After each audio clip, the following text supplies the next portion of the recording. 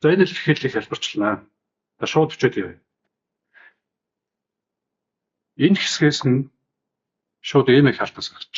Бүдэнд нь байгаа эм өөр юм халтнаас гарахгүй.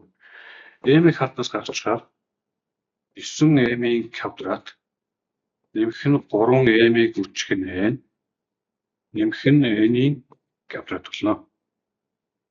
За доотлох энэ хэвээр үлчээ. 9 эмийн квадрат дээр нэмэх нь n-ийн квадрат. За энэ хуваажаа утгыг байршлаад хөгжүүлждэг. Үрчгэн гэж үчингүүтээ байршлуулчих. Байршлахдаа нэг удаа ингэж үчээ.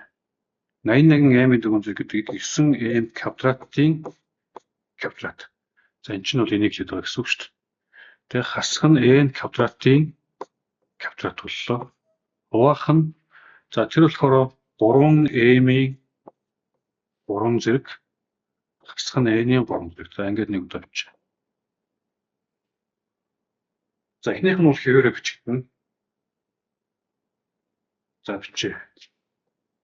m 9 m-ийн квадрат нэмэх нь 3 m n нэмэх нь n-ийн квадрат. Хуваах нь 9 m-ийн квадрат нэмэх нь n-ийн квадрат. За энэ хэсэг бол квадратуудын ялгарын томьёо ёсоор үчиг нь 9 m-ийн квадратаас хасах нь n-ийн квадрат. 9 m-ийн квадрат дээр нэмэх нь n-ийн квадрат болно. За энэ доотлох болохоор кубуудын томьёогоор задаг. За тэгэхээр 3 m дээр m-с хасах нь n. Ингүүтээ 3 m-ийнхаа квадрат нэмэх нь болно. 3 m-ийг үржих нь n болно. Нэмэх нь n-ийн квадрат болно. За ингээд харах юм бол ямар ч гэсэн энэ нэгтэй харагдчих адилхан байгаа учраас. За дахиад харах юм бол энэ чинь болохоор 9 m-ийн квадрат болно. Тэгэнгүүт энэ чинь энэтэй адилхан л харагдчихна. За одоо үлцэн юмнаа дахиад нэг удаа бичье. n үлдсэн байгаа. Дураасны доотлох болохоор 3 m-с хасах нь n үлдсэн байгаа.